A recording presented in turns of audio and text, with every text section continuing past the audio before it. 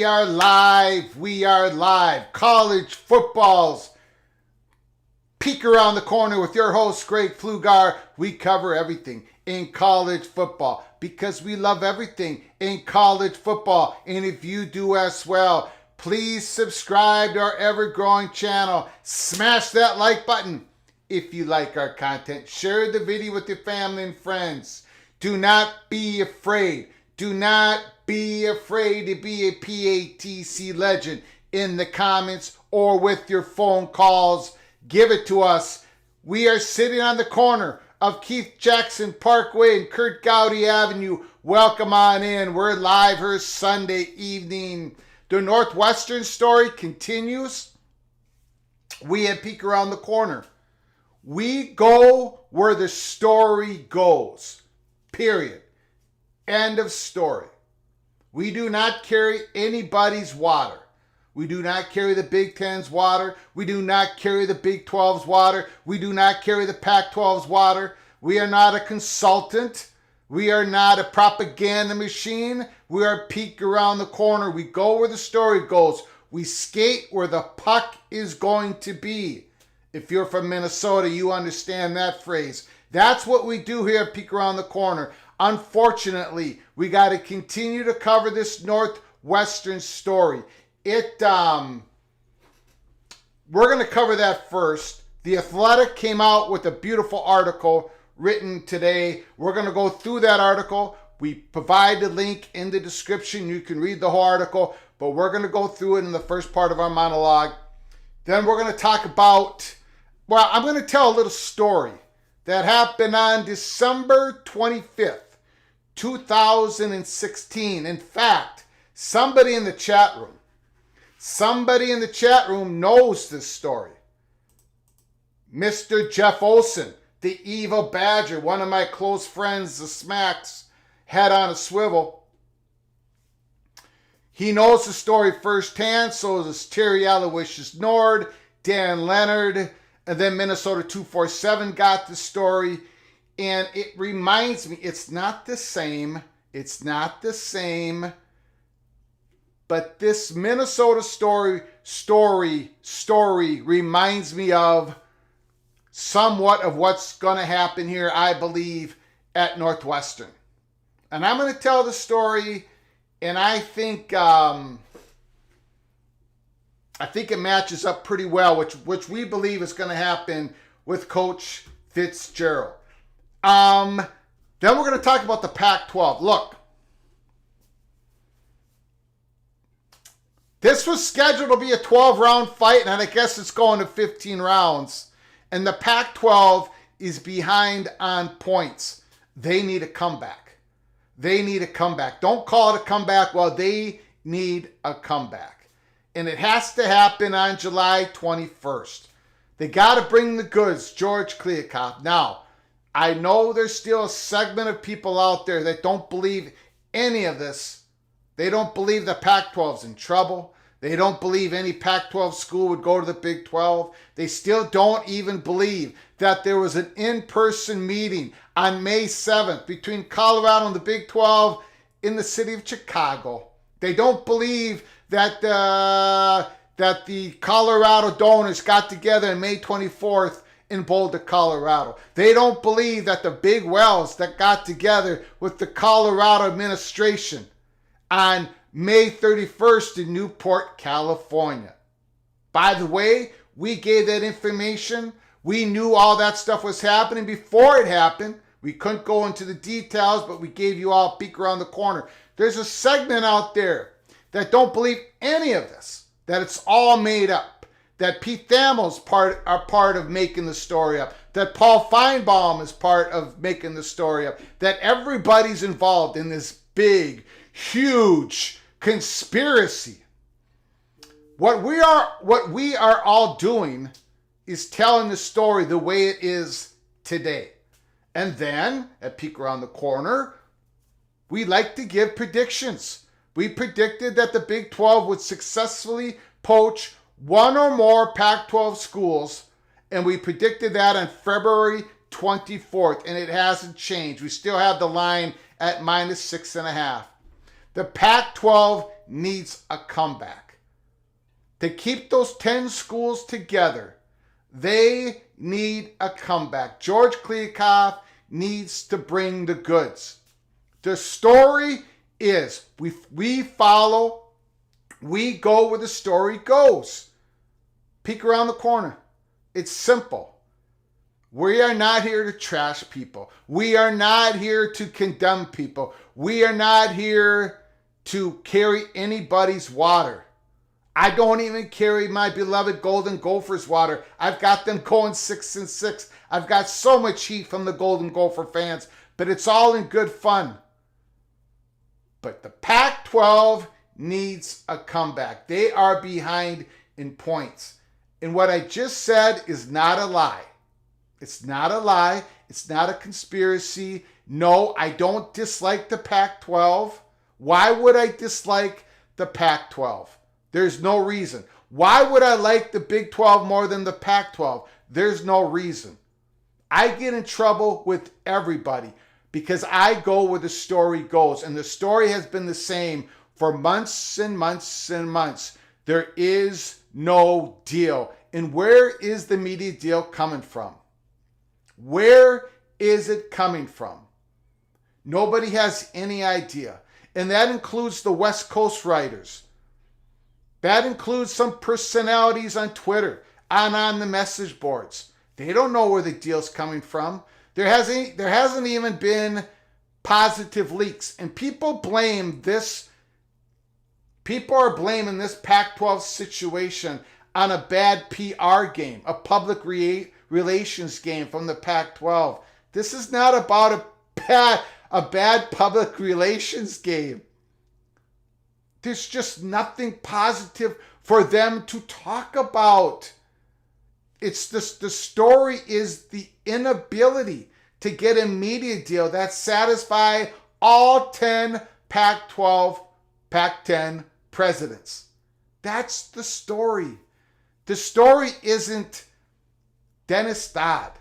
The story isn't the great Brett McMurphy. The story isn't Pete Thamel. The story isn't, and he's doing a great job, Nathan Brown. The story isn't Big 12 Mafia. The story, even though he's doing a fantastic job, Coos Corner, Justin Walker. The story isn't Justin Walker. The story definitely isn't about the fat guy from Minnesota. None of that is the story. The story isn't about although they're doing an unbelievable job of reporting, accurate reporting from 365 Sports and Brian Etheridge, they are not the story. They're giving you the story.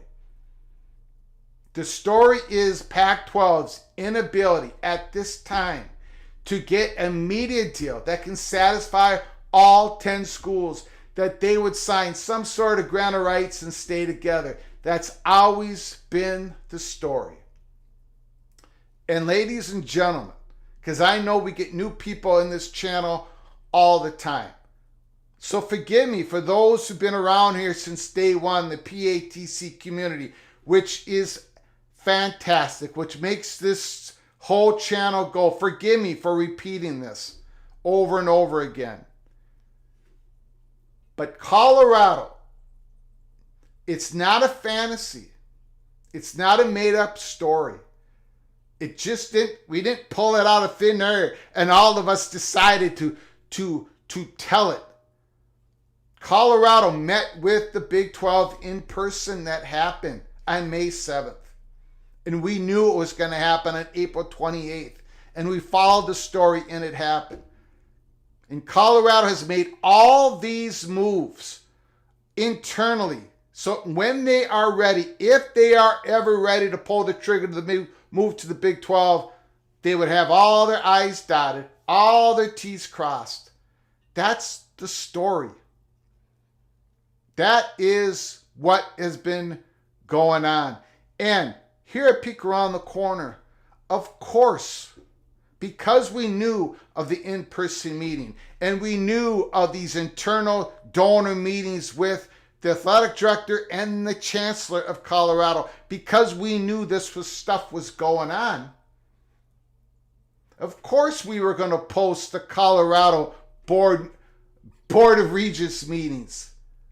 There was only one meeting that we got confirmed afterwards that had anything to do with realignment, and that was June 6th. All the other meetings we posted, we did not know it was about realignment, but of course we're going to post it. Of course we're going to talk about it because we are curious. We're going to follow where the story goes. This is Peek Around the Corner. We investigate everything. We're going into this Northwestern story. That is what we do. Now, we're not for everybody. I get it. Sometimes the stories are too sensitive. Sometimes the story is negative about your team. I've already got Gopher fans saying, Greg, you're way too negative on Minnesota Golden Gophers this year. I can't watch you. I get it. I understand. Look, I hope I'm wrong. I hope the Gophers go 10-2. But we go where the story goes. I hope you all understand. If you do not like how we do it, there are a lot of other college football channels that you can watch. They talk about one team or they go nationally. There's a whole diverse group of college football channels. They all do a tremendous job. They interview people. They get interviewed. We don't do that here at Peek Around the Corner. So, I just wanted to put that out there. The Pac-12 is behind on points, and they need a comeback. They need a comeback. George Kliavkoff needs to bring the goods on July 21st. They have to have something positive to talk about after that meeting. They do. And for all of what's been going on in Twitter and on the message boards, that's not the cloak and dagger. That's not the story. Personalities are not the story. The story has always been, as of today, July 9th, the Pac-12's inability to get a media deal done. They haven't gotten it done. If they could have gotten it done 3 months ago, they would have gotten it done 3 months ago. But it wasn't there. And it still isn't there. That presentation a couple Fridays ago was a nothing burger. We reported to you 2 days after that presentation because of the Arizona State Money Perch told us that information. It wasn't a lie. It wasn't fantasy. It's true. They weren't given anything. They still don't have anything. President Bobby Robbins just told CBS Sports there really is just discussions. There's nothing there yet. There's got to be something there July 21st. We shall see.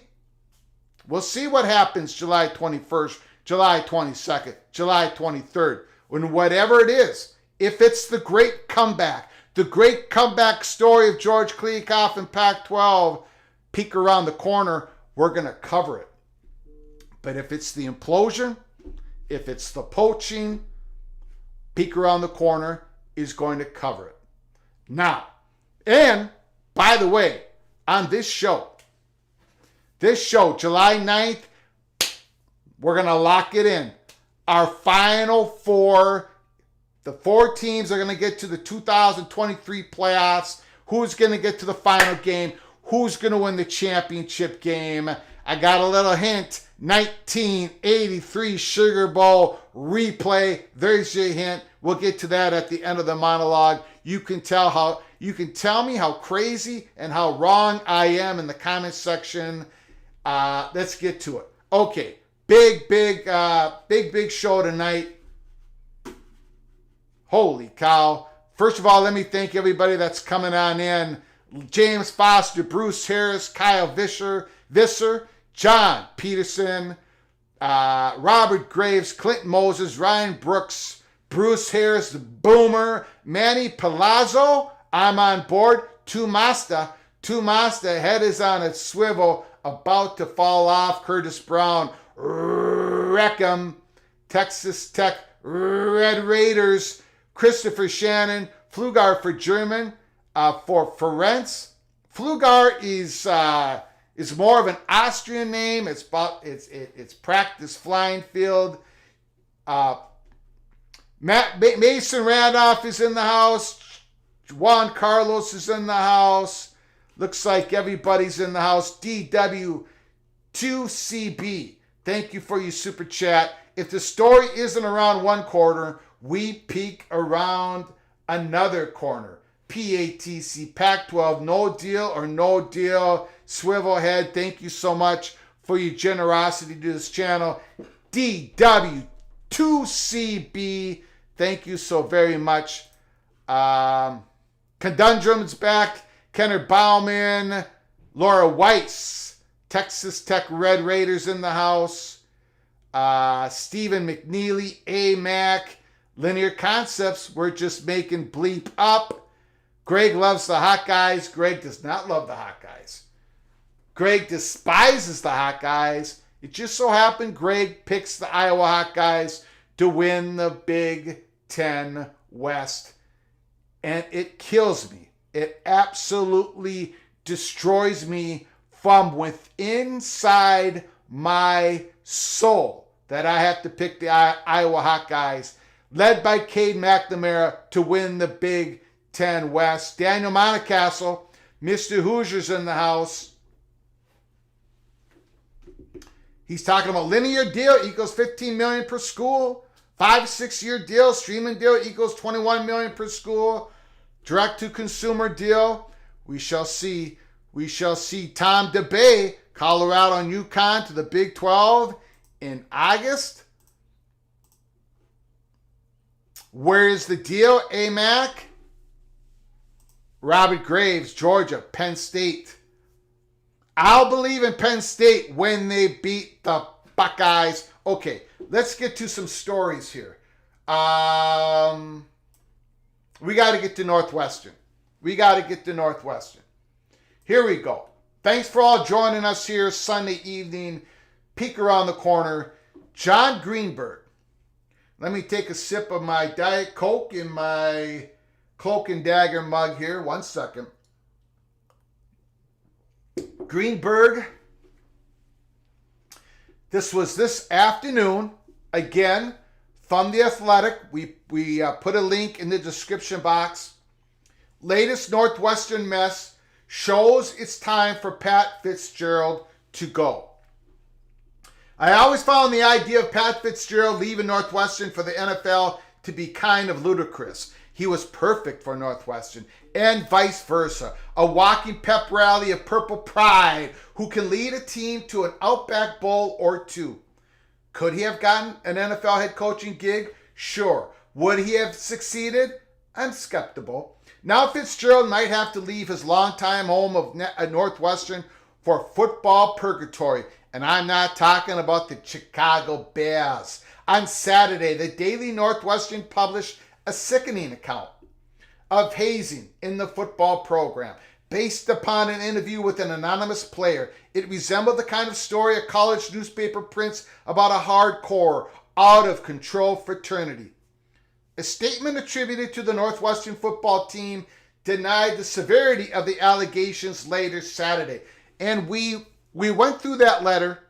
We're not going to go through it on this live show. We went through that letter late last night on our live show from supposedly the rest of the football team.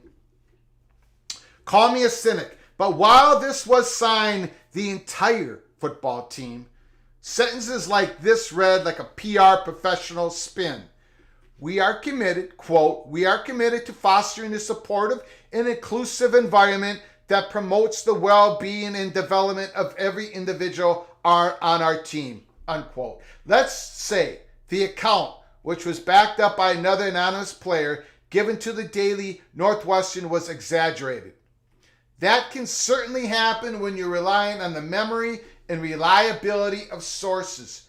But as more details get reported, it becomes harder to believe in exaggeration. And that's the PATC money shot of this article. It becomes harder to believe that the anonymous player, backed up by at least one other anonymous player, it's harder to believe that this has been all exaggerated. And we're going to get further. After we go in this article, we're going to get further. There's some more evidence that that Rittenberg of ESPN tweeted out later this afternoon. We're going to be talking about that as well. So hang with us here.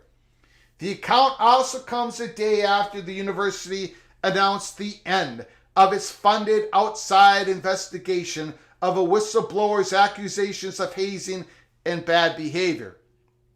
In that 6-month investigation, led by Chicago-based lawyer Maggie Hickey of Arndt Fox Schiff, it was found, quote, that while current and former players varied on their perspectives about the conduct, the whistleblower claims were largely supported by the evidence. The claims were largely supported by the evidence. While it was eye-rolling that the school revealed it only suspended Fitzgerald for 2 weeks in July before training camp, it's more damning that the investigation's conclusions resulted in a mandatory independent watchdog to observe the locker room. Yes, absolutely agree. There's somebody outside the Northwestern football program that's going to be the babysitter for the Northwestern football program. If that doesn't tell you the lack of trust, the lack of accountability for Pat Fitzgerald's reign over the Northwestern football program, I don't know what could tell you. And I don't know what to tell you. What does that say about, back to the article, what does that say about Fitzgerald's leadership? That his program, the one he's been in charge for 17 years, now requires a locker room monitor to make sure his players don't abuse their teammates? Holy smokes. How can Fitzgerald look at himself in the mirror and say he's still doing a good job?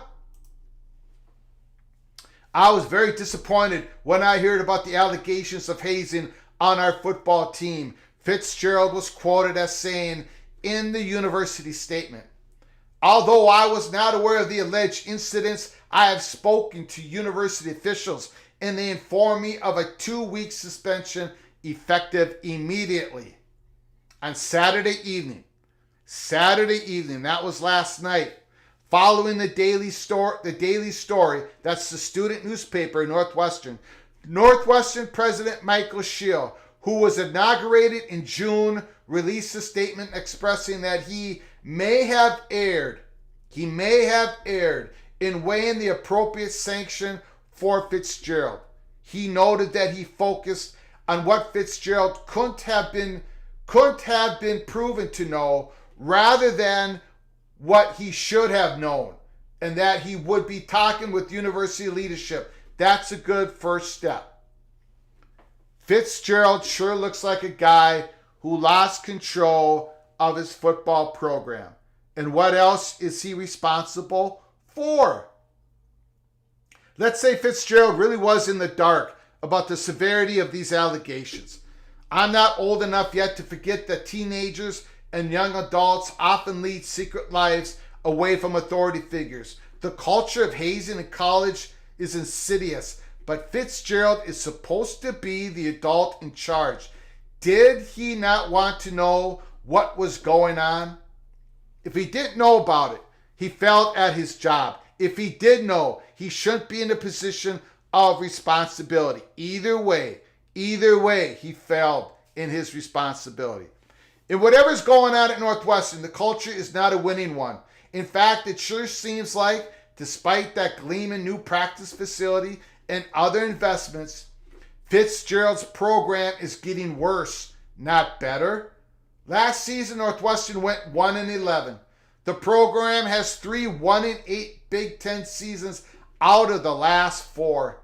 Maybe everything is adding up. The culture, the leadership, the decision making, and it's all negative. All of it.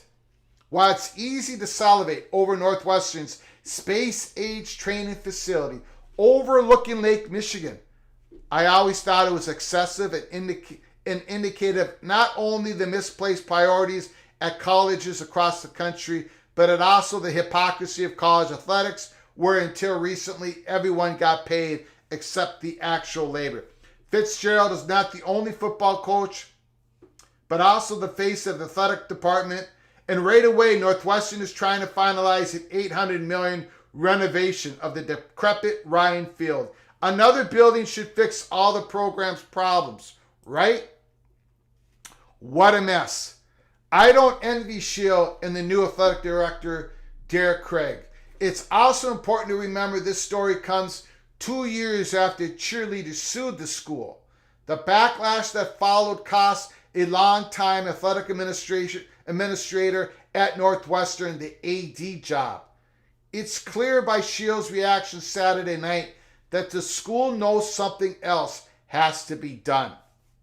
It's wishful thinking, perhaps. If Fitzgerald really cared about Northwestern, he would take his part of the mess out of Craig's hands. He would apologize and quit, because maybe he's not the right guy for the job anymore.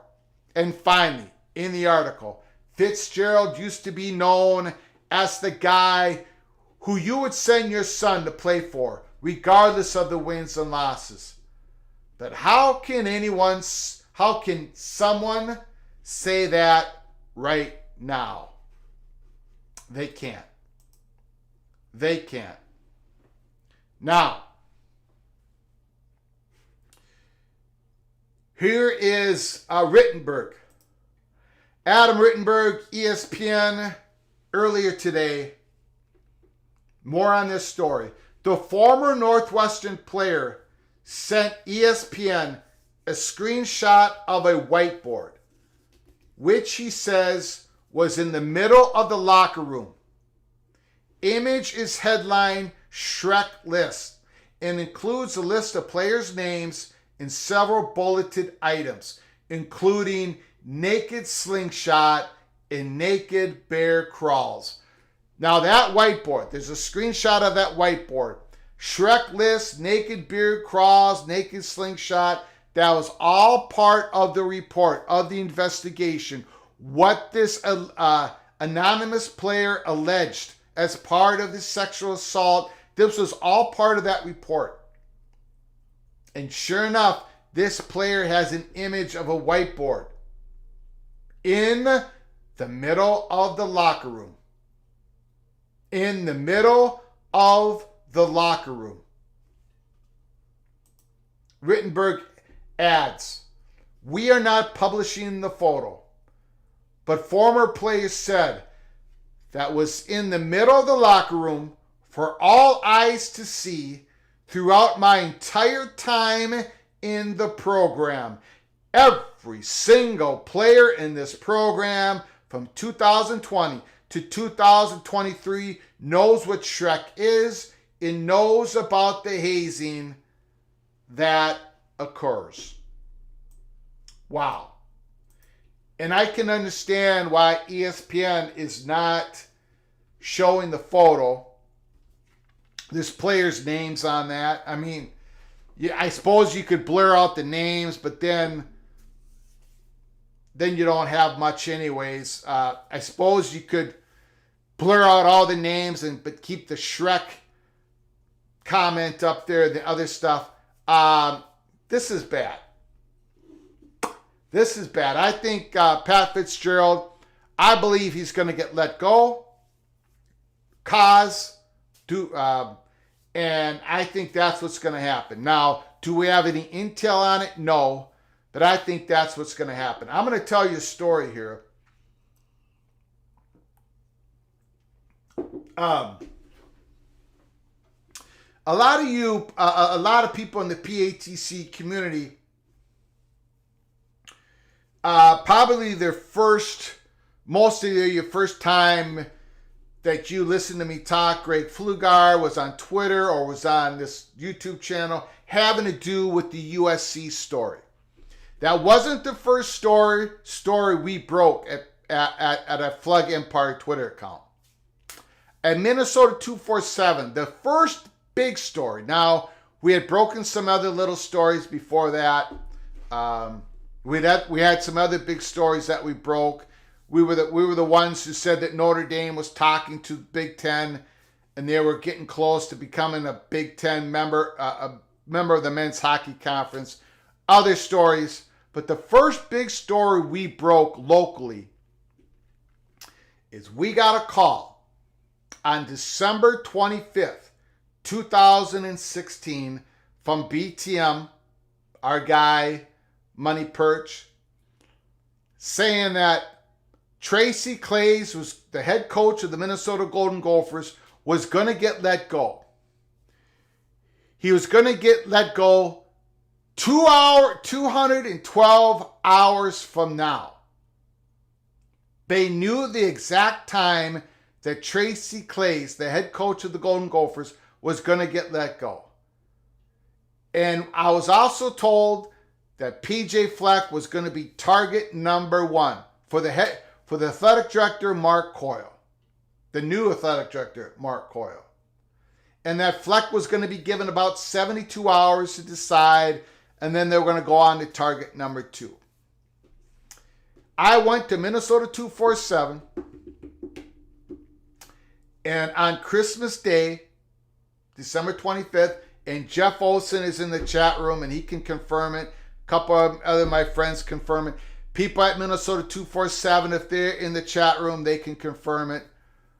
But I put out a thread on there saying Tracy Claeys is gone 2 hours and 212 hours from now, the countdown clock. Tracy Claeys is going to get fired. At that time, the Minnesota Golden Gophers under Tracy Claeys, who had to replace Jerry Kill because Jerry Kill got sick, the seizures. The Minnesota Golden Gophers were 8-4. And 8-4 going into a bowl game on December 27th against Washington State. When I put on that thread on Minnesota 247 that Tracy Claeys was going to get let go 212 hours from now, people thought I was absolutely nuts. First of all, to put a countdown clock to know the exact hour he was going to get let go. And there's no way that Tracy Claeys was going to get fired. 8-4 for the Minnesota Golden Gophers, especially pre-Fleck, is a cause of celebration. A celebration in the streets. For the Minnesota Golden Gophers, 8-4, you don't fire a head coach going 8-4. Well, what happened 2 days after that, on December 27th? The Minnesota Golden Gophers upset Washington State. They finished at the Holiday Bowl, and the Golden Gophers finished 9-4. So people were saying, Greg Pflugar, you're crazy, you're making it up, you're pulling it out of thin air, whatever. They're saying you're crazy. Tracy Claeys is definitely not going to get fired. He's going to get a big old contract. Here's the problem. Behind the curtains at the University of Minnesota, and I'll just put the words allegedly, it was the program, the football program was winning games, but they were losing behind the curtain. There was stuff going on that should not have been going on. A complete loss of control inside the football program. And people did not know about it. The local media did not know about it. The national media did not know about it. I was told about it. There was no way, even though Tracy Claeys became a head coach, a great defensive coordinator, Gophers go 9-4, they were not going to keep him. 216 hours after I put that comment down in Minnesota 247. And by the way, this story is covered also in the Los Angeles Times when they wrote an article about us breaking the USC story. 4 hours later, after we put the 212 hours, it was supposed to happen in 212 hours. It happened 216 hours later that Tracy Claeys was let go. And it shocked everybody, except for the people that were watching on Minnesota 247, the great site that Ryan Burns owns. The reason why it happened 4 hours after we had it 212 hours is because the Board of Regents did not want Tracy Claeys to be fired. They did not understand. The president of the university at that time, Kaylee, walked up in front of the Board of Regents and said, we have to let Mark Coyle do the job that he was hired to do. Mark Coyle went up there and it happened. Tracy Claeys was let go. He was very upset. He left the facility. And then PJ Fleck became the number one target. People couldn't believe it. He was hired in about 77 hours, something like that, after Tracy Claeys was let go. All because of the complete no accountability. The players that Minnesota was recruiting did not have anybody overseeing what was going on when they visited campus. Some other stuff happened. It was uncontrollable situation. A change had to be made, even though people didn't know about it. That Fitzgerald has 17 years of success. So yeah, he's built up a lot more IOUs and all that political capital. But I think I agree with the article from The Athletic. Rittenberg has put out some evidence. Not put it out, he hasn't shown the image, but the evidence of the whiteboard corresponds with the report. I think Pat Fitzgerald days are numbered. They're going to have to make a clean swipe, a clean slate, and start over at Northwestern. Put down your comments, your thoughts in the comments section, and with your phone call. And that's what I think what's going on. I think his days are definitely numbered.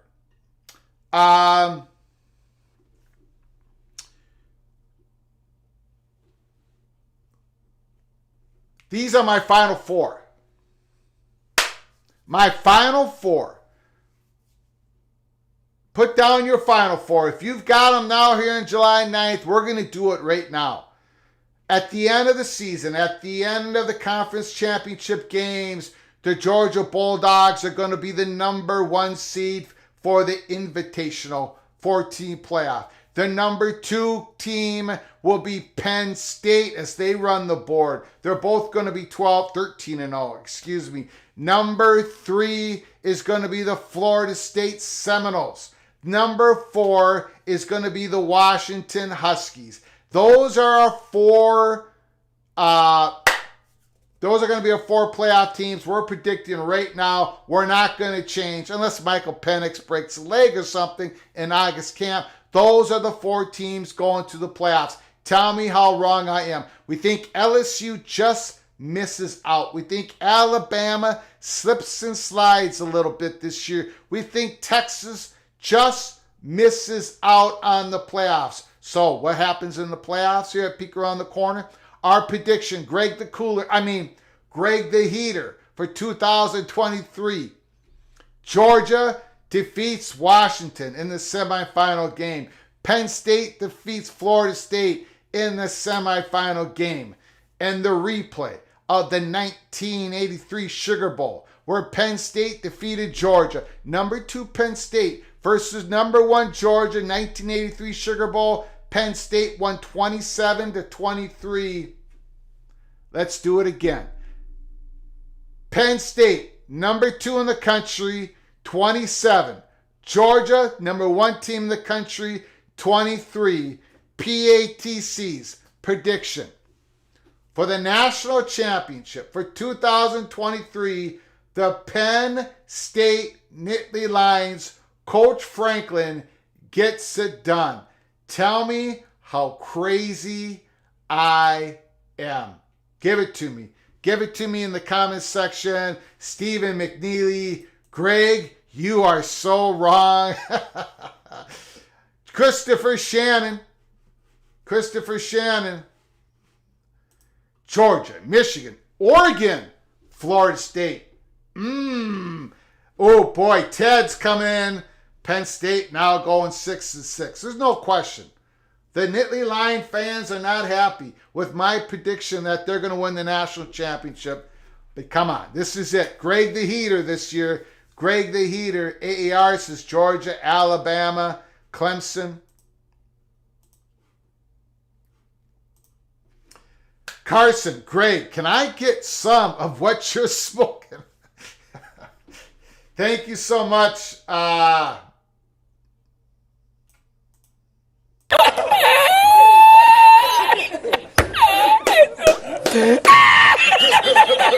Thank you so much, Carson, for your super chat. I appreciate your generosity. Conundrum, Iowa, Penn State, and Indy. Go Greg. Yes. Iowa Hawkeyes, Penn State, and Indianapolis. That's our Big Ten championship game. LSU, Georgia, again in the SEC championship. Tulane's going to be the G5 representative in the New Year's Bowl games. Conundrum has Alabama, the Buckeyes, the Bulldogs, and the Trojans.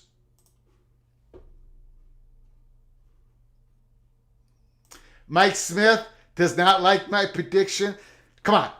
Penn State has everything. Okay, maybe not quite everything.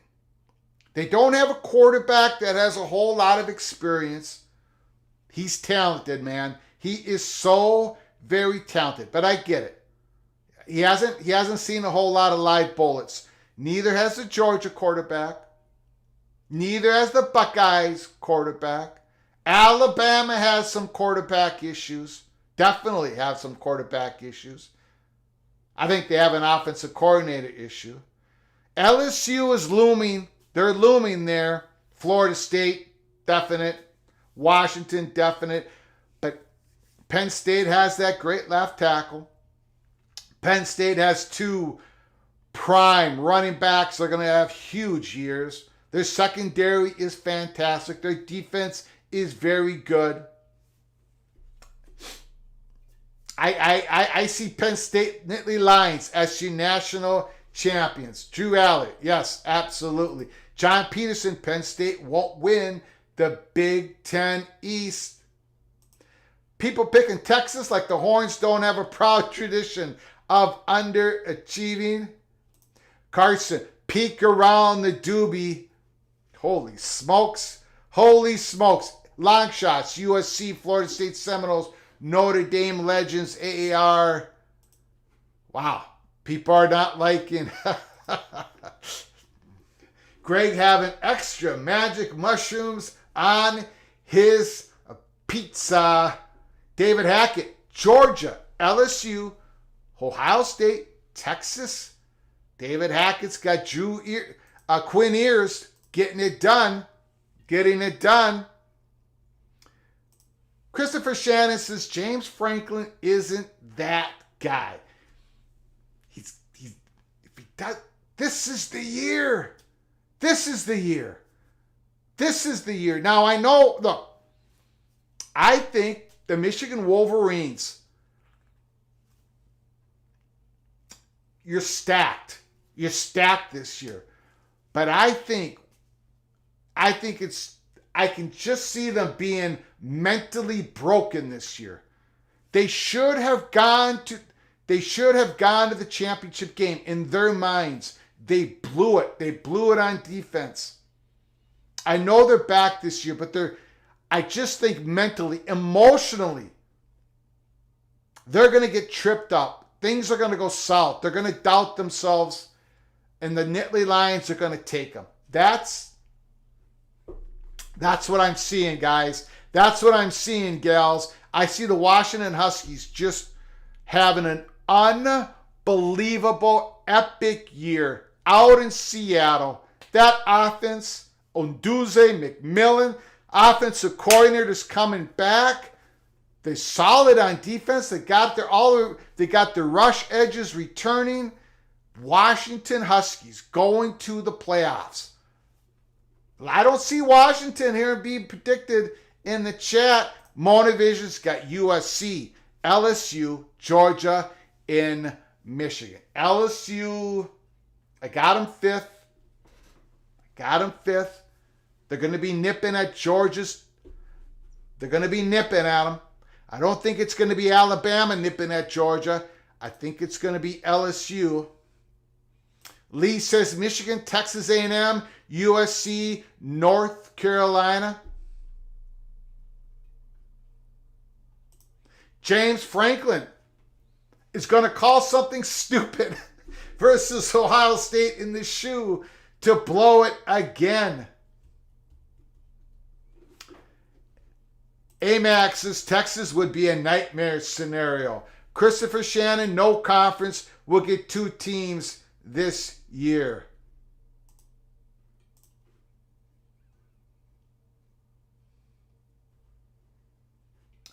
Yes. Yes, this is the conspiracy. David M. Greg just doesn't want Georgia to match the Golden Gophers three-peat. Oh, those days of 1934, 35, and 36. You're right. There is a motivation deep in my evil Gopher soul. I don't want anybody three-peating like my beloved Golden Gophers. Of course, Georgia could three-peat. Absolutely. I got them going to the playoffs. They are absolutely stacked. Carson Beck, we're going to find out what type of quarterback he is in the first half of the season, much like Drew Allard, much like Kyle McCord, much like the Alabama, who's up. Tyler Buckner is going to start there. We shall see. A lot of storylines going to be developed in the very week 0, week 1, week 2. It's going to be absolutely fantastic. I'm going to get to your phone calls. You can talk about anything you want in college football. Just want to re-emphasize something before we do so. Pac-12. You're behind on points. You are behind on points. You need a comeback. And it's okay for people to disagree with me. I get it. But I just want to reassure everybody that there were no lies told. There has been serious communications between the Four Corner schools and the Big 12. The most serious discussions have been Colorado and the Big 12. And it's not a peek around the corner. We had nothing against the Pac-12. Pete Thamel has said the same. Let's take a look at, hopefully I still got it up here. Let's take a look at, what Paul Feinbaum said on Andrew Michaud. We covered this story before. We covered the interview with Paul Feinbaum. This is just a little audio, 38-second Sports Business Journal. I would want out. I would not want to be part of the Pac-12 anymore because I think the future is bleak. Just take a listen. I would want out. I would not want to be part of the Pac-12 anymore because I think their future is bleak. And, we already have an issue in college athletics with, the SEC and the Big Ten have just literally left everyone else behind from a television standpoint. So it's the race is now to be number 3. The Pac-12 has no shot at that. If you're a member of the Pac-12, I mean, you literally are going to the dollar store looking for other schools, but why would you want to be in that league if you could get out? Some tough words by Paul Feinbaum. He says the future is bleak. So look, Pac-12, can they get a comeback? Can they get a deal done? Can they keep those schools together, the 10 schools together? Could they possibly expand? And in this new deal, and it's going to be fascinating, whatever they agree upon, if they can agree upon a deal, can it work for 2, 3, 4, the next 5 years? That's the comeback story of the Pac-12, but it has to begin July 21st. These presidents don't want to be embarrassed. If you've got nothing on July 21st, these presidents, we believe a peek around the corner and others are going to make a decision sometime soon because at some point you got to bring the goods, George Kliavkoff. This story is not about Paul Feinbaum put out an opinion. That's his opinion. Kirk Herbstreit has put out opinions. I have put out opinions. So has other people. Those could be wrong. However, factually, Colorado did meet with the Big 12 on May 7th in Chicago. Factually, Colorado has gotten their donors together May 24th, May 31st. Factually, Colorado has dotted all the I's, crossed all the T's internally. If they don't get a media deal that is sufficient for them to stay with the schools they want to stay within the Pac-12, they will bolt for the Big 12. They will ask for the application. The factual dates of the 7th, the 24th, and the 31st in May, those are facts, not fantasy. Okay? Now, let's get to your phone calls. Let's see what people have to say. That's fine. Firebomb put out an opinion. Everybody else is putting out opinions. And that's what they can do. That's what we do here at Peek Around the Corner. But there are some big facts behind the scenes. There have been serious movement, serious discussions, and I know they're still part of the internet, and it's always going to be part of the internet that basically pushes away reality and just wants to spew out what they want to have happen. We at Peek Around the Corner, it would be cool if the Pac-12 schools stay together. It would be fascinating to watch how their new media deal turns out. And if the Big 12 poaches, that's a fascinating story for us to cover. We at Peek Around the Corner, we're not in anybody's corner. We only go where the story goes. We skate where the puck is going to be. That's what we do at Peek Around the Corner. And for months and months and months, the story has been the Pac-12 media deal. There's nothing there yet. Let's get to your phone calls right now. Talk about anything you want here at Peek Around the Corner in college football. People have been asking, why aren't you covering the Bob Huggins story, West Virginia? Because it's basketball. Rarely do we cover a basketball story here at Peek Around the Corner. This is a college football YouTube channel. it is a fascinating story what's going on. Huggins wanting to be reinstated, but we just don't do that here at Peek Around the Corner. The phone number is 763-260-1333. Call from Eric, go Cougars. Got it. The floor is yours, sir. Hey, how's it going? Doing good. Hey, good. I'll try to be quick today. Great show. Hey, real quick, my championship for the national champion. I think Texas is going to choke again. I'm a fan of Steve Karzician. After all, he's a BYU great. A lot of people don't know that. Got it. He was 13-1 for BYU and went to the Cotton Bowl, one of the best teams we ever had. So I love Steve. He's a great offensive coordinator. But if you look at his actual record and results as a head coach, not as a coordinator at USC and Washington, go look at his actual record. It's very mediocre, especially for the type of program and the tradition and the resources he had. He was a very mediocre head coach everywhere he's been. So I think they're going to choke again. My dark horse is Kansas State. Then I got Michigan out of the Big Ten. I got USC. I got USC and Georgia. So that's my that's my four. Got it.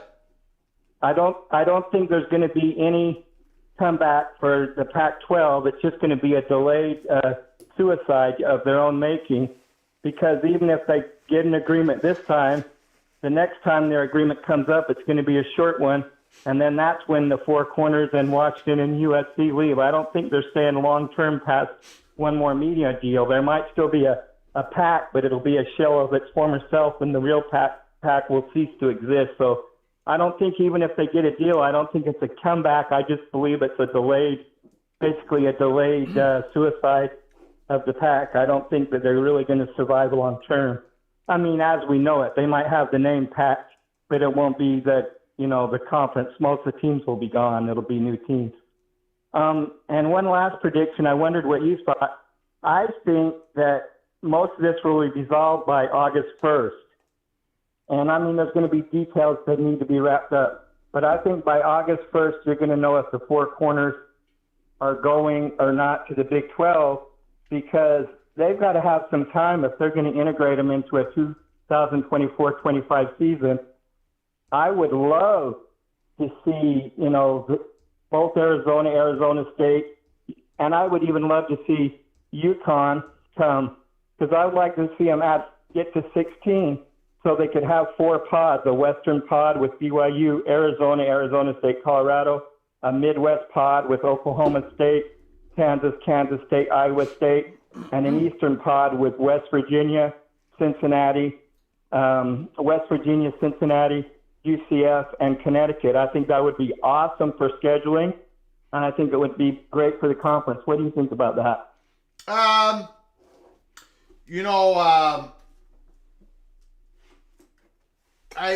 sometimes I ponder what conference is going to be the first conference to go to pods. What is the first conference that's going to be no divisions and then go to pods and have like a conference semifinal game? Would it be Brett Yormark? Would he be the first commissioner to pull this off? He possibly could be. We shall see. I think it's a long shot that it's going to happen anytime soon, but it's interesting. Very interesting. Kansas State, I think, look, for me in the Big 12, it's Texas. I really think they're going to do it this year, but Kansas State is going to be a tough out. The Texas Tech Red Raiders are going to be a nasty, tough out. And I think Baylor has a chance to surprise a whole lot of people. I think those are the teams that are going to be, but Kansas State, they're going to be right there. They're going to be very tough. When you have your whole offensive line returning, and when you had that quarterback, Howard, that played like he did at the end of last year, I mean, he was on a different level.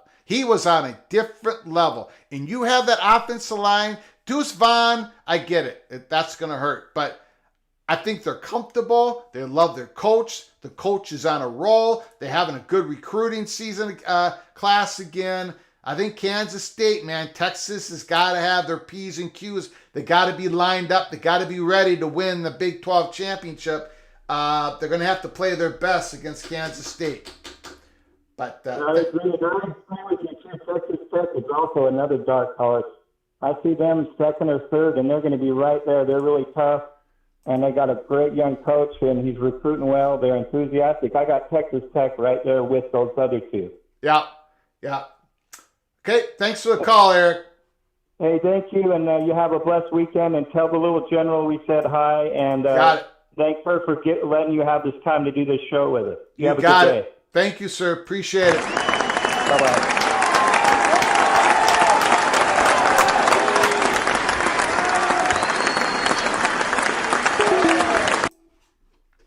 Yeah, pods are dead right now. Things could change. I think they will change in time. It'll be interesting to see what conference goes to that change first, years down the road. Not going to be anytime soon, I don't believe. If Texas Tech ever makes the playoffs, it would be amazing. Imagine the tortillas flying all over the place.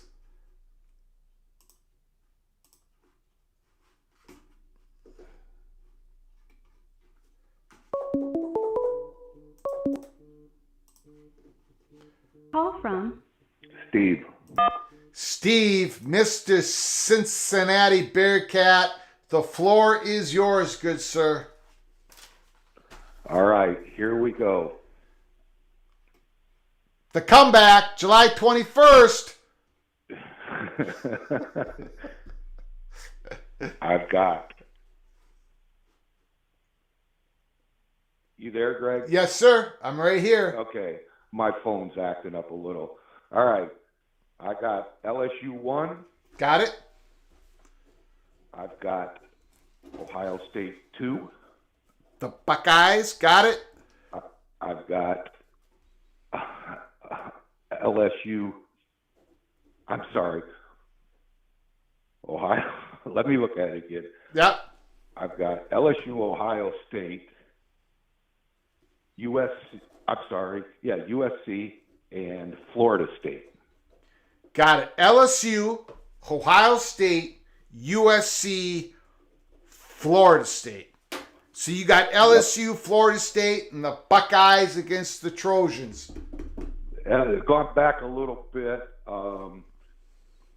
because the Rose Bowl and Sugar Bowl are the semifinal games. So Okay. it would look nothing better than to see Ohio State and USC in the Rose Bowl and LSU versus Florida State in the Sugar Bowl. Yeah, that's how you have it lined up. You know, Harold Perkins Jr. for LSU, he can wreck a whole offense. That guy is unbelievable. Yep. He is crazy. Reason I like Ohio State, I know there's a little bit of quarterback situation. I won't say Ryan Day's on a hot seat. I wouldn't even say his seat's warm, but I think he's to the point where he wants to prove something. He wants to prove he can take them to the playoffs, which he has. And I also think Jim knows, with a year under his belt, with that defense is gonna look different. I just think it's gonna be different. And they improved last year. That defense was better last year. Yeah, it was. It was. And I think really, I think Caleb Williams, he stays healthy. I mean, that kid is he's lights off. He's healthy the whole season. I don't know that Oregon and Washington can beat USC if there's a healthy Caleb Williams. I don't know. I don't know if anybody could. Well, Alex Grinch, the defensive coordinator, that defensive unit, they've got to tackle. They've got to stop somebody. Absolutely. Until until I don't see disagree it. with that. Until don't I disagree with have that. to see it. And Yeah. and of course, and this is probably the reason why I'm Greg the Cooler instead of Greg the Heater. But I'm too influenced. Okay, I'm too Yeah. influenced. I'm the last thing I saw. Okay, Yeah. and Tulane. Yeah. Tulane went up and down the Put field 46. so They put easily. It 46 was like a on. hot knife through butter, and that's You've why got I'm a Greg good the point. Cooler, though. So You've got a good point, Yeah. and I just think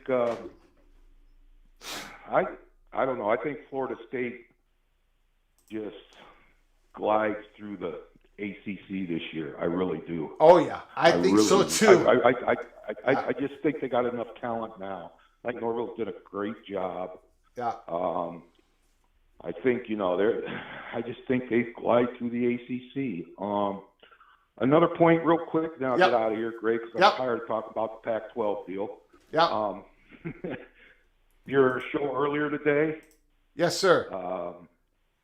As a Cincinnati fan, I'm really, really glad that a lot of people are down on Scott Satterfield because he took over an absolutely terrible situation at Louisville. That was the second round of Bobby Petrino, right? Yeah. Which did Yeah. not go well at Yeah. Louisville.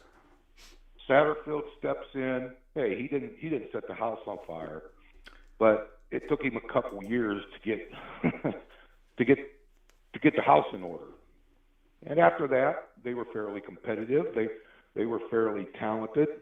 So I'm glad, a lot of people, I've heard a lot of people say they're not high on Satterfield. Let's give the guy a shot. Yeah. Oh yeah, of Give the guy a course. shot. Yep. You got Give him a chance. Yeah. Give and him a chance. And he gets more than a year, so. Yeah. But I mean, they're going to be a very, very young team. Yeah. Here's what I will tell you, Greg. Defensively, they're going to be, I don't want to say outstanding, they're going to be very, very good defensively. Okay. So keep your eye on that. Anyhow, I don't even want to talk about the Pac-12 tonight. I've talked about it too much to you here in the past. Appreciate you taking my call. Have a great evening. Got it. Thank you, Steve. Mr. Bearcat.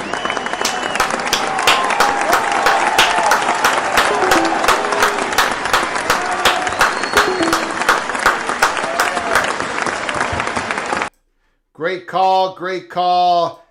He's got LSU. Steve, Mr. Bearcat, got LSU number 1, Ohio State number 2, USC number 3, FSU number 4. That would set up a Sugar Bowl of LSU, FSU. Holy smokes. Jordan Travis versus Daniels, quarterback. The Buckeyes versus the Trojans at the Rose Bowl. The networks would love Steve's Final Four. No question about it. Great call, Jared Jones. Absolutely. The number is 763-260-1333. Welcome in this Sunday evening. Peek around the corner. We're talking the Final Four. Who do you got?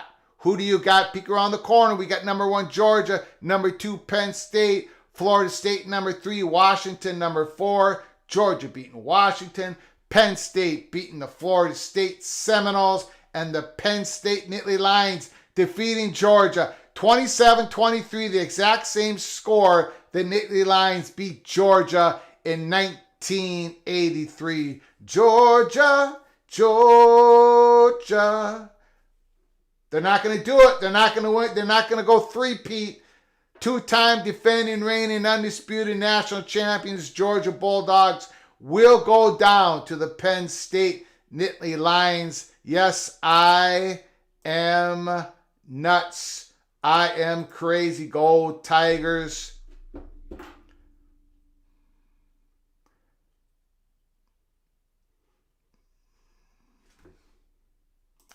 All right. Phone lines are open. 763-260-1333.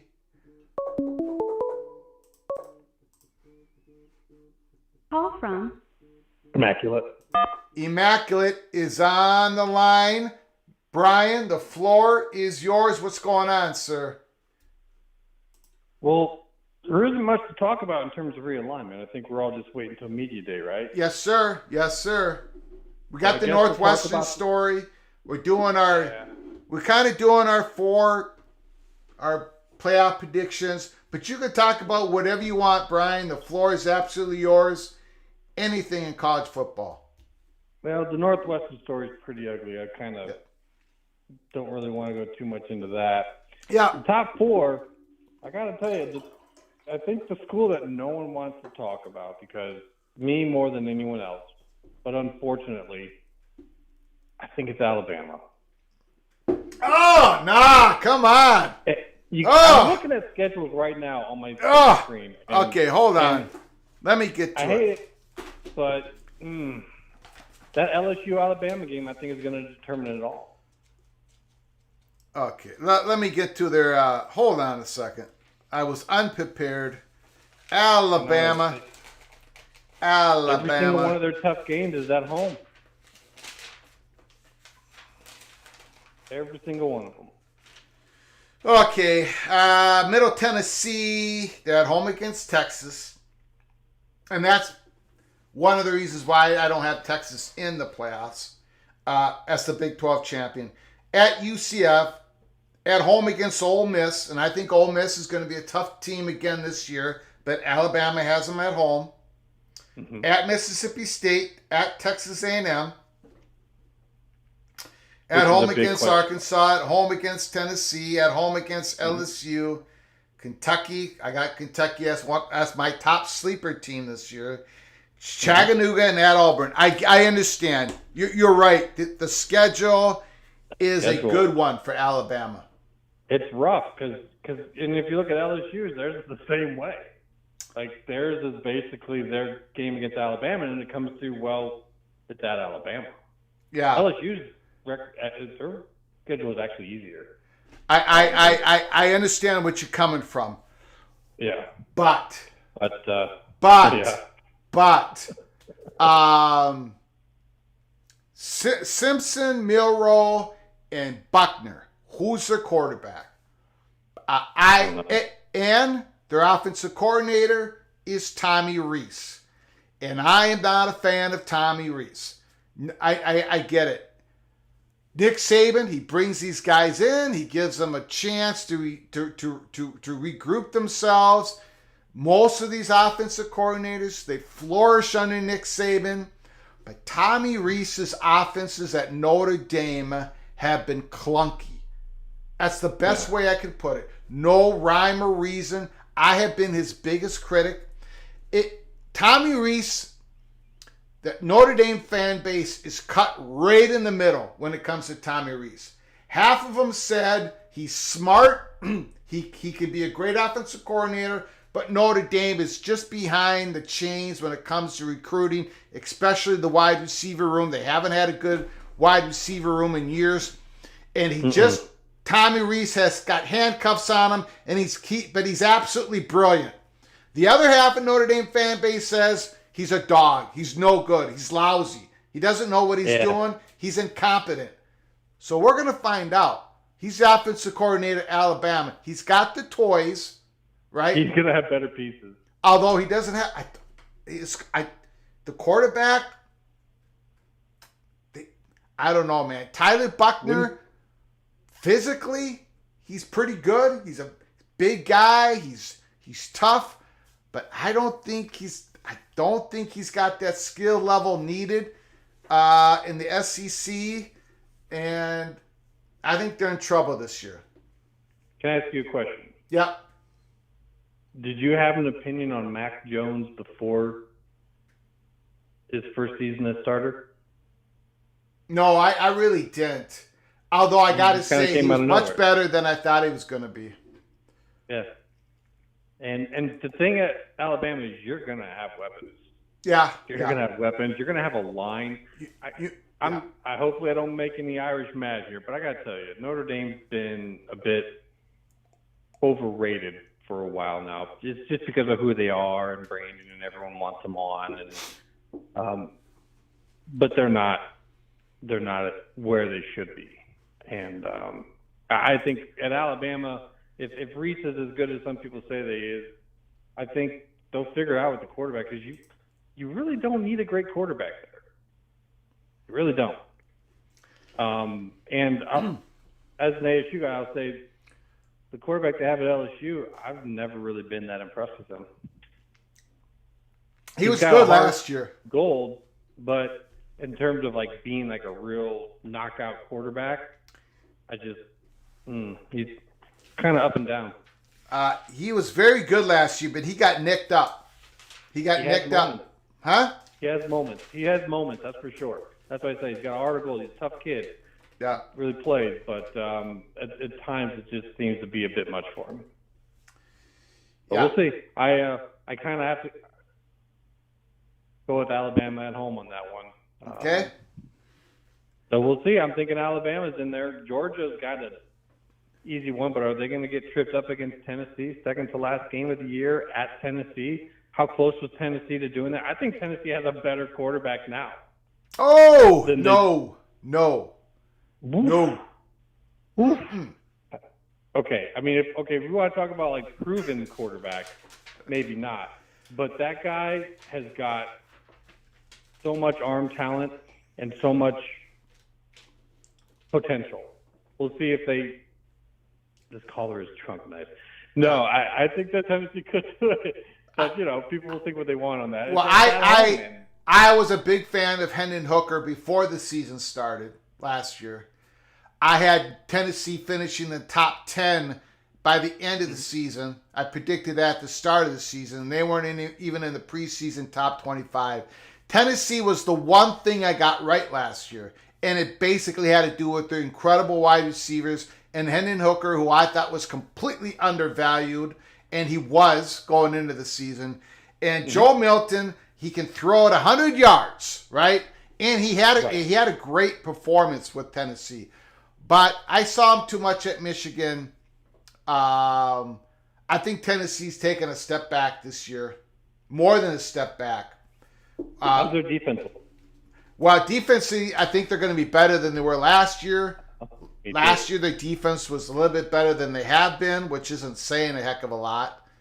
Their defense let them down. Yeah. But and they lose their great. We'll see. But yeah, I love Hendon Hooker. I don't. If Joe Milton can be as good as Hendon Hooker, for the full season, then maybe Tennessee can trip up Georgia. Here's my thought on it, if I may. Yep. I don't want it to just be like, I'm just calling Tennessee out, otherwise it does kind of seem a bit hokey. But before that game, they have 2 home games. And before those 2 home game stretch, they have their game against Florida. So they have their rivalry game against Florida. Then they have 2 home games against Missouri and Mississippi. So I think that stretch, and then all of a sudden they have to go on the road to play Tennessee, second to last game of the year. This is basically their last big game. Their final game is against Georgia Tech. Yeah. So, I mean, they are going to come to play, but at the same time, at that point, are they maybe starting to look past all of this? Like, where's Alabama? I mean, that's the second to last week. Yeah. We'll know between Alabama and LSU. They're going to be looking to some degree maybe towards the conference championship game. Unless Tennessee has just been knocked out all year and then they're going to play them like they did last time. But I could see Tennessee being a sneaker because Georgia has a pretty easy schedule. And I think they're going to cruise through that thing. I agree with you. I mean, I don't see Georgia losing a game. I just don't.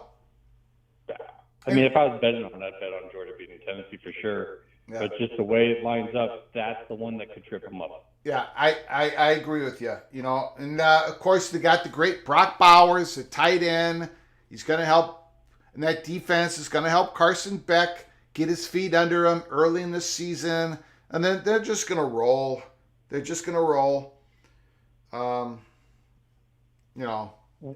What do you think is going to happen between FSU? Don't they play LSU? They don't play LSU. Yeah, they play. What do you think is going to happen? First week of the season at Florida State, LSU. Could LSU get tripped up? Yeah, I think they will get tripped up. I think Florida State's going to win that game. That's a big one. What does that do to LSU going forward after if they lose that game? Kind of.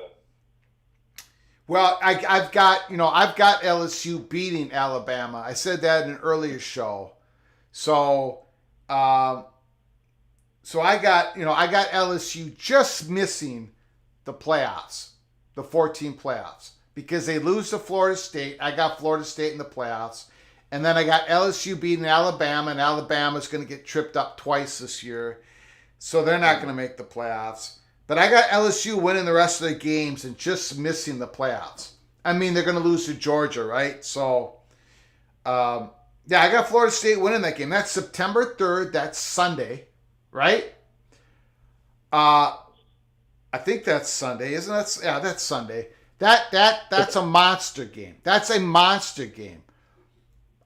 But I got Florida State, man. I got Benson, the great running back. I mean, Johnny Wilson, the wide receiver. They got a couple of guys who were just scratching the surface last year. Along with the quarterback who now has gotten enough live bullets, Jordan Travis. But they've got a couple of cats on that team that's just scratching the surface of greatness.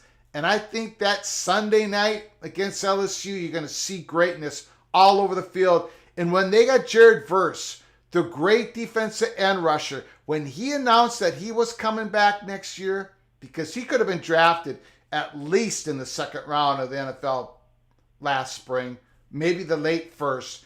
When he decided to come back, that's it. Florida State, they're rolling through the ACC. They're getting to the playoffs. I got them beating LSU. Yeah, I definitely think they're going to roll through the ACC. But that first game of the year, it's real hard to pick up because you're talking about teams that are still a little. Sure. They're not going to be the teams that we inevitably see at the end. It's like, we've seen this happen multiple times where that first game team comes out not looking like they should. And being at Florida State with LSU, I think Florida State's going to come out ready to play. Will LSU be ready? Don't know. We'll find out. But if I'm curious though, you have LSU beating Alabama. Do you have Alabama also losing to Kentucky? Then you said. Maybe. We'll see as we get down. Huh? There's got to be that one if you're saying they lose twice. Maybe. I've got Kentucky's my sleeper. I keep your eyes on Kentucky this year. They might look past Kentucky for that big challenge against Chattanooga the next week. They might look past Kentucky, right? Yeah, that's what I'm going with. Look at the quarterbacks. Devin Leary, my guy, the transfer from North Carolina State, my guy. He's healthy. He's going to be healthy this year. Leary versus whatever they're going to come up with Alabama, Simpson. I'm calling it. Kentucky beats Alabama, major upset. We're calling it right now at PATC. There you go. All right, well, we'll have to see. I'm saying Tennessee beats them, and you're saying Kentucky. Yeah. They're going to get tripped up somewhere. Yeah, I think it's not going to matter. I think Michigan's going to win it all. So. Woo. Okay, we'll see. Psychologically, I don't think they're going to be all there this year. Thank you, Brian. Appreciate it. All right, have a good one. Great phone call. Thank you.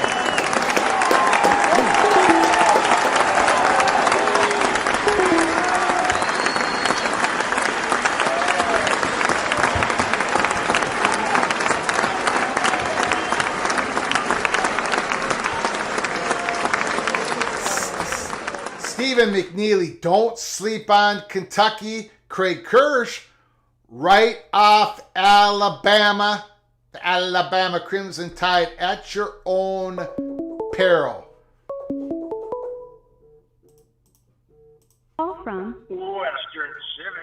Western Civic is on the line. The floor is yours. I know you think I'm crazy that Kentucky's going to beat Alabama. Let me have it, Western Civic. Let me have it. I don't know about any of that. I'm coming to you live here from the Oregon Country Fair. Speaking of aliens. Ah, yes. I don't know. They might be landing here tonight. Anyway, surrounded by Oregon ducks here in the height of summer and all of its bounty here. And beautiful. my goodness, it's quite a scene. So anyway, but here we are taking a break in the shade, and Greg's popping off with a show, so why not? Look, it's interesting. I got something here on that. Look, if I'm the Pac-12, as you may have noticed, what I would be doing, assuming everything we know is, and there's not a major piece of information that we're missing, I'd be going after, in this order. If I'm Kliavkoff, I'm going after UConn first. I'm going after USF second. Whoa. What? Yeah. What? Whoa. What did you just say? I said, if I'm the Pac-12, I'm looking to expand.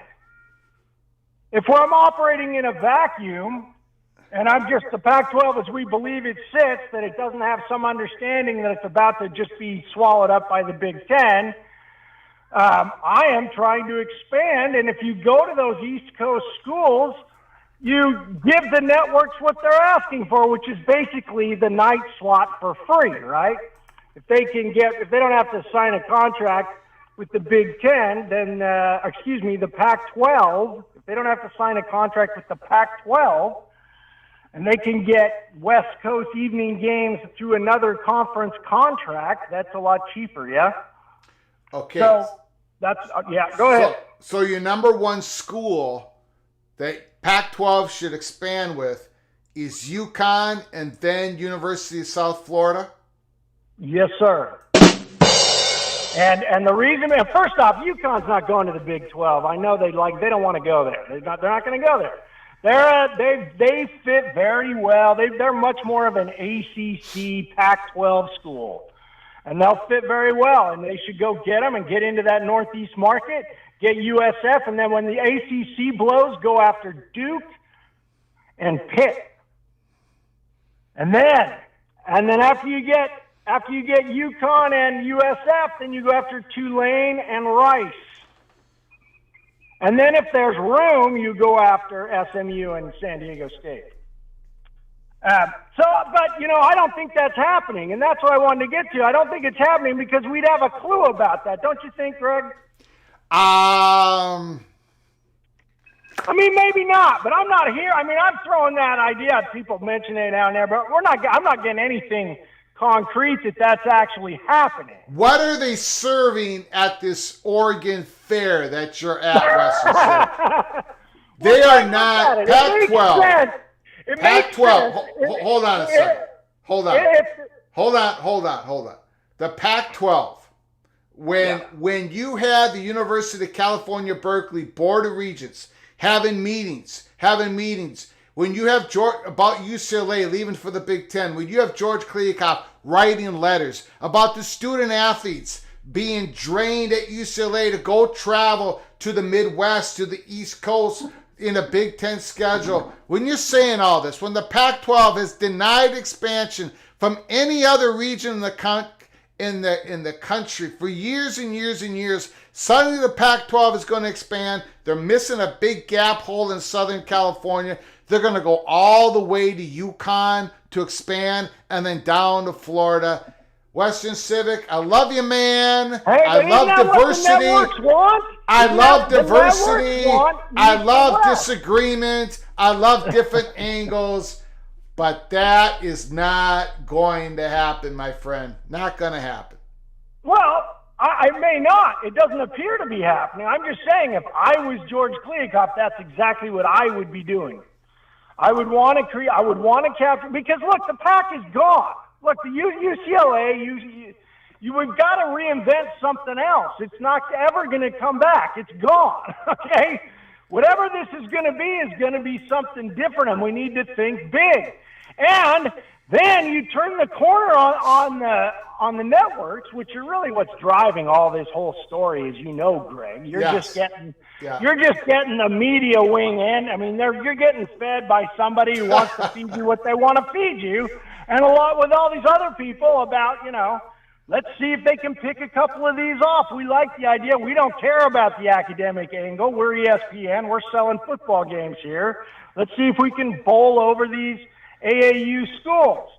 And I don't think they're going to succeed, but they're trying, obviously. Yes, they are. And if you countered by getting those 6 schools and then talk about a Pitt and a Duke, then suddenly you're not irrelevant anymore. You've got an east to west footprint, right? You can give them those east-west games they're always talking about. And obviously you'd have to expand more on the East Coast at some point if you can't get Pitt and Duke, but that's what I would do. Got it. And what else was I going to say? Oh, yeah, don't believe the alien story, Greg. That's just a bunch of billionaire distraction, I think. Aliens? What alien story? Yeah, exactly. I don't even know. I don't follow those people anymore. But anyway, you're right. I'm going to go have one of these loopy. I don't know what this person's about to hand me here, but woo! We'll figure it out. Got it. Hey, live from the country fair, there are ducks abounding. All right. You better watch out up in Seattle. Thanks for the call. The ducks are coming. Appreciate it. No war. It's going to be a game. No war. No war. Come on, guys. Nobody can predict who belongs in the playoffs before the season starts. That's the fun. That's the fun of college football. Of course, we make predictions on who's going to be in the playoffs. No, what I'm saying is the formal playoff structure of saying, okay, we're going to have 6 slots. That's the playoff structure. It's just, or we're going to have 12, or we're going to have 4, or we're going to have 2. How many numbers you want to pick? It's always wrong. You gotta wait till they play the games. Annual playoff flexibility remains the key. Flexibility, no more war. Thank you, Western Civic. Great call. Oh my goodness. Go Ducks!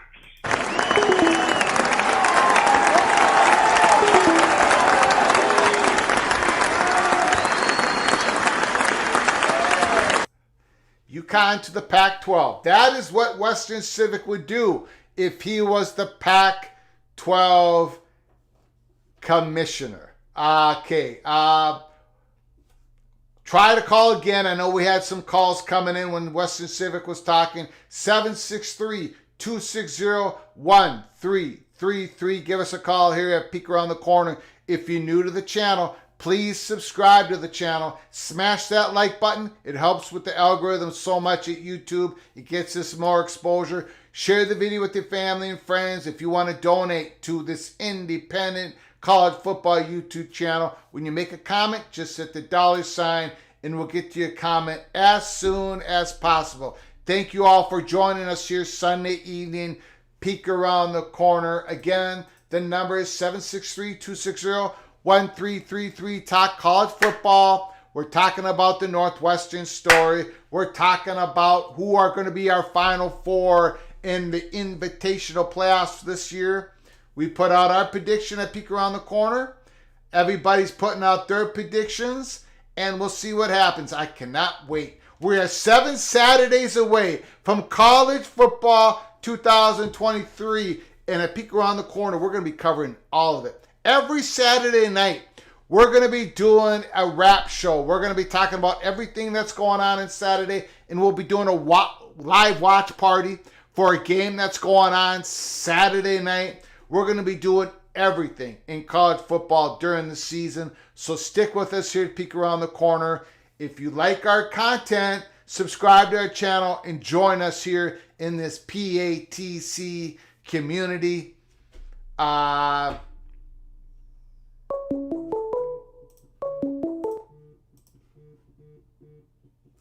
from Mona Vision. Mona Vision, Mr. Buckeye. is in the house. The floor is yours, good sir. Wow, it's going to be hard to follow that Western Civic Yes, it call. is. Yes, it is. UConn to the PAC. Yes. USF to the PAC. Yes. Oh, boy. Boy, oh, boy. That's a theory. Yes. Of all the theories I've heard, Yeah. that is one of them. Yes, that's one of them. Yes. Touch base on the Northwestern thing. Yeah. I think it was, we spoke about it last night at length. I don't want to get into the specifics. But, today, finding out more and more. Yep. Now there's pictures of whiteboards in the middle of the locker room that I'm sure Pat Fitzgerald walked by 20 times a day if he didn't walk by it once. So it's really hard to believe that he doesn't have some kind of knowledge regarding the hazing situation. I also found it rather disingenuous that the president today finally called the person who filed the complaint. This is the first day he actually called him. Yeah. I didn't call him after he read the investigation.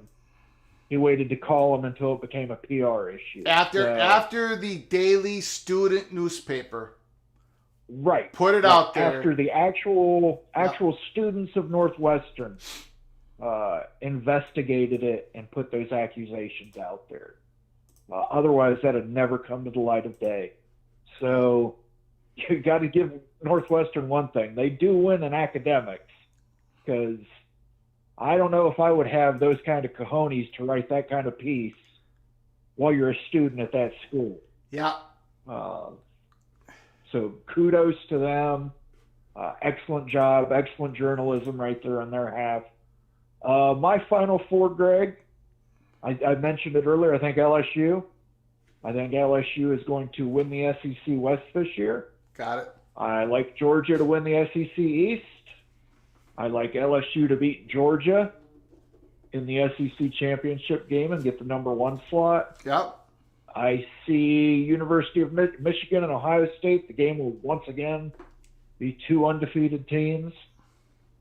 Unfortunately, I still see Michigan they brought back too much. They've brought back too much. New quarterback for Ohio State, new guys on the offensive line. It'll be a close one, but I see us losing to Michigan, unfortunately.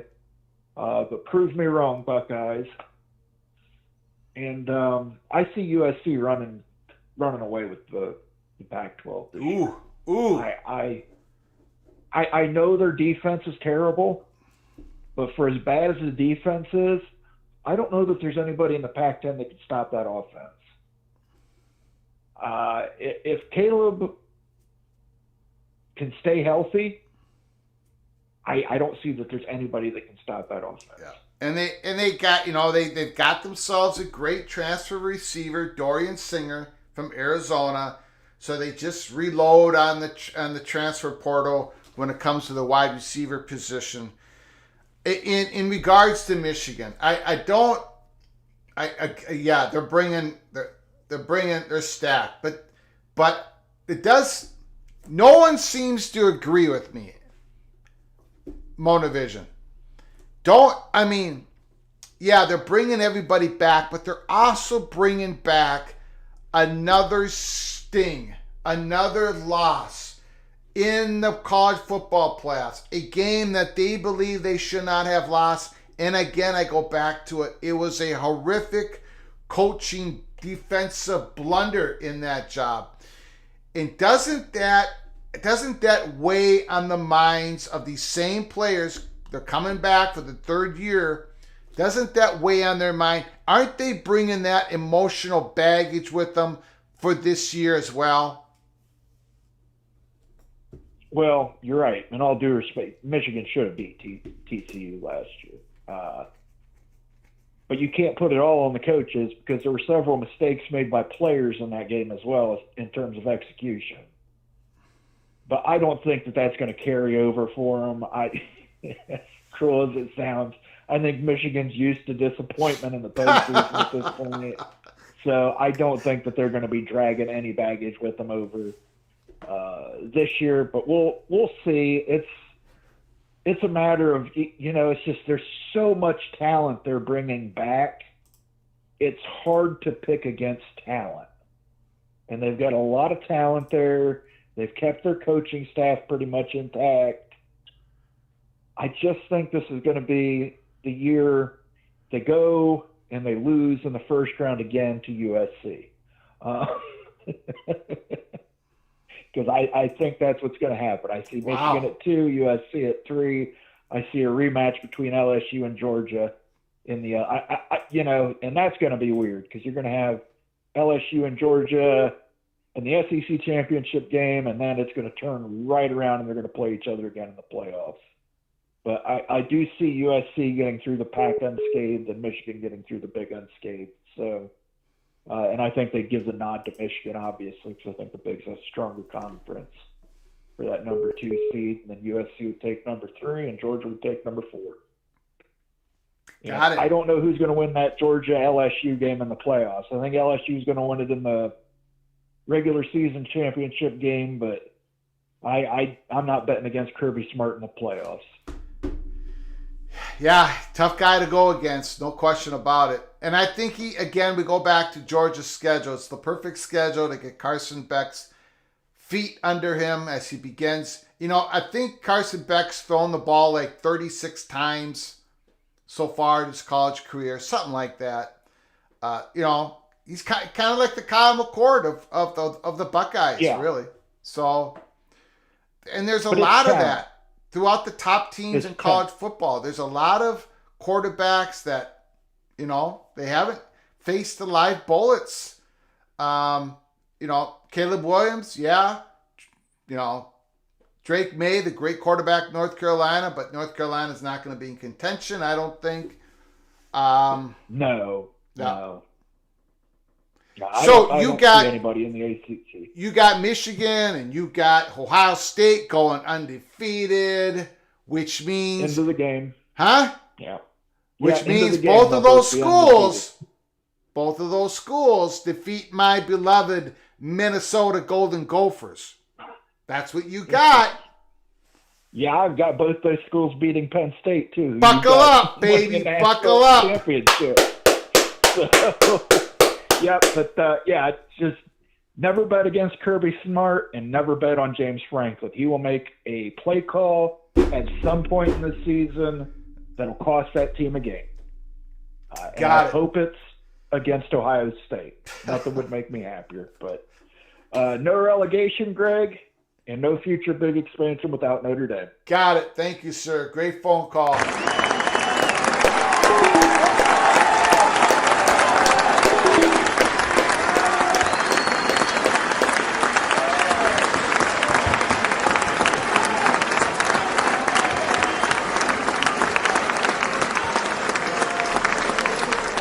Great phone call, great comments by Moen Vision. The Buckeyes. He doesn't have the Buckeyes winning the Big Ten. He's got Michigan once again. Can Michigan do it for the third year in a row? Can Georgia win the third year in a row the national championship? Alabama, I think the slide has begun. Tommy Rees, offensive coordinator. I'm not buying it. I'm not buying Simpson as the quarterback. I'm not buying Milrose at quarterback.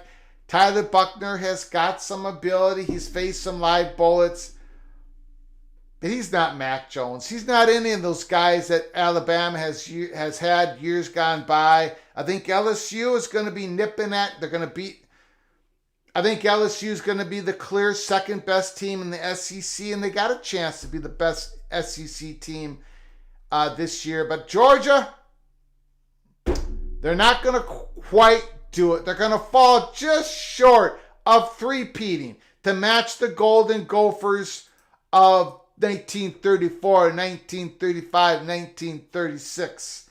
Cameron B., quick recap for a recent joiner. Can't do it. We've run out of time. Cameron B., I appreciate you super chat, but you can go through our live show, watch the whole thing, but we're going to be closing shop here right now, Sunday evening. We want to thank everybody for joining us this evening. If you're new to the channel, please subscribe. You get notified because we can pop up at any time. As we march towards the 2023 football season, we talk more college football, more things going on the field, more than ever on this live show tonight as we're all getting steamed, ready to go. It's going to be a fascinating